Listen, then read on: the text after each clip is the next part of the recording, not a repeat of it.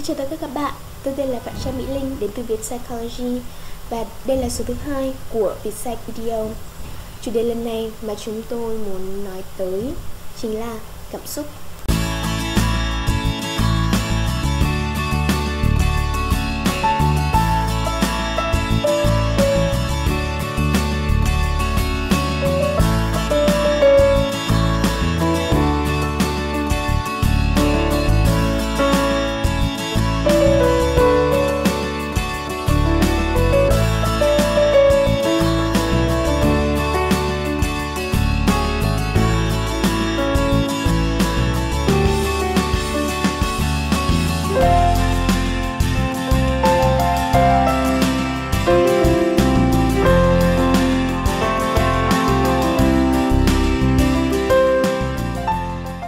Cảm xúc là một khái niệm rất là quen thuộc đối với mỗi chúng ta. Trong mỗi giây phút hàng ngày của cuộc sống, chúng ta đều trải qua những cung bậc cảm xúc khác nhau, những trạng thái vui buồn, giận dữ. Tuy vậy, cảm xúc trong tâm lý học lại là một chủ đề vô cùng phức tạp và gây nhiều tranh cãi. Hôm nay chúng tôi xin giới thiệu với tất cả mọi người 3 lý thuyết mới nhất trong tâm lý học, lĩnh vực tâm lý học hiện nay về cảm xúc. Đó là lý thuyết của James Lang, Barth và two factor, tạm dịch là hai yếu tố. Đầu tiên, về học thuyết James Lang, thông thường chúng ta cho rằng cảm xúc là nguyên nhân gây ra những biến đổi sinh lý trong cơ thể của con người. Ví như khi ta thấy sợ hãi thì tim sẽ đập nhanh hơn. Nhưng James Lang lại cho rằng điều ngược lại mới là đúng, tức là cảm xúc là hệ quả của những thay đổi sinh lý trong cơ thể con người. Ví như khi bạn vào bếp và bất ngờ bắt gặp một con gấu, điều xảy ra là hạt hạnh nhân hay amygdala trong não của bạn sẽ nhanh chóng đánh giá đây là tình huống nguy hiểm và kích hoạt hệ thần kinh giao cảm hay sympathetic nervous system. Và hệ thần kinh giao cảm này sẽ gây ra những thay đổi trong cơ thể của bạn, như là tim đập nhanh hơn. Một khi bạn nhận thấy tim mình đập nhanh hơn, lúc này bạn mới cảm thấy sợ hãi.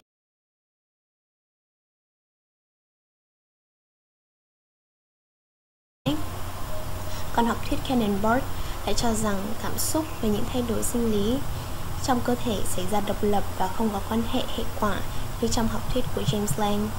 Học thuyết hai yếu tố của Schechter và Singer lại bổ sung thêm cả yếu tố của môi trường vào nữa.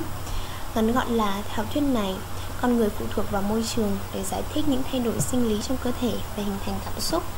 Để hiểu rõ hơn về học thuyết này, chúng ta hãy cùng lắng nghe ý kiến của chuyên gia tâm lý học nhé. A study done by Schechter and Singer. So they took research participants and they gave them an injection of epinephrine. And epinephrine is a neurotransmitter that causes sympathetic nervous system arousal. So it makes people's heart beat faster, it makes them breathe more quickly, and it increases their blood pressure. So they either told the participant in the study that they were going to have those symptoms of having their face flush and their heart race, or they told them something that was not what they would really experience, but they told them that they would feel itchy and they would have a headache from the shot.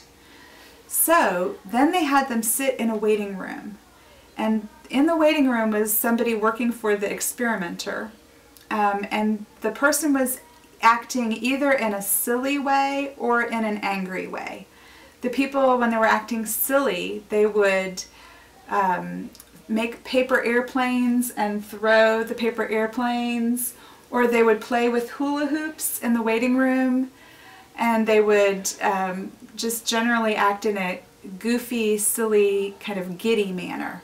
The angry participants, in the condition where the participant was with the angry person was filling out a questionnaire and acting mad, tearing it up and throwing it angrily in the corner and storming away, storming out of the room.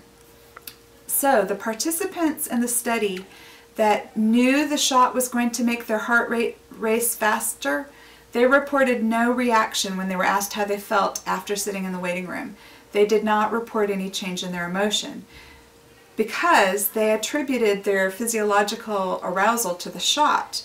But the participants who were told that their feet were going to be itchy, they reported an emotion of happiness if they had been with the silly research participant or researcher, or they reported that they were angry if they had been with the angry participant. So this suggests that when we feel physiological arousal, if we don't know why we're feeling it, we look around in our environment for a reason that we would feel that way, and we determine our emotion based on that. So very often you can really think of emotion as an interpretation of your experience in life. Another study that was done in the 1970s looked at people crossing a bridge. Here's an example of one type of bridge. They had two different bridges. The first bridge was a very solid, heavy, safe bridge that wasn't frightening to cross. So they would wait until people crossed the bridge, and then they would ask them to fill out a questionnaire. And in the other condition, the bridge was frightening. And here's an image of that bridge. It's very high up and it swung back and forth in the wind. So when the people got to the end of the bridge and they filled out the questionnaire, they approached only men to fill out the questionnaire, and the researcher who was asking them to fill out the questionnaire was a woman. And later they asked them to rate how attractive they thought she was.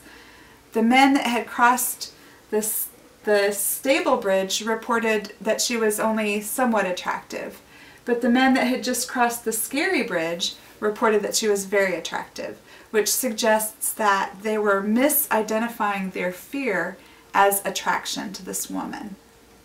So, research in psychology shows that emotions are not always as straightforward as we might have thought. Như vậy, các bạn có thể thấy rằng cảm xúc con người rất dễ dàng bị chi phối bởi con tim và môi trường xung quanh. Dựa trên những hiểu biết này về psychology có một tip vô cùng thú vị dành cho tất cả mọi người, và đặc biệt là các bạn nam. Nếu các bạn muốn nắm được trái tim của người mà bạn thích, thì cách tốt nhất là hãy đưa cô ấy đến rạp chiếu phim kinh dị. Tại sao ư?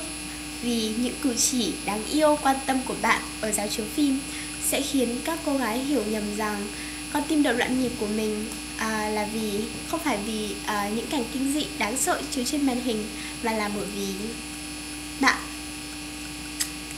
Các bạn thấy thế nào? Rất thú vị phải không? Xin chào tạm biệt và hẹn gặp lại trong chuyên mục lần sau.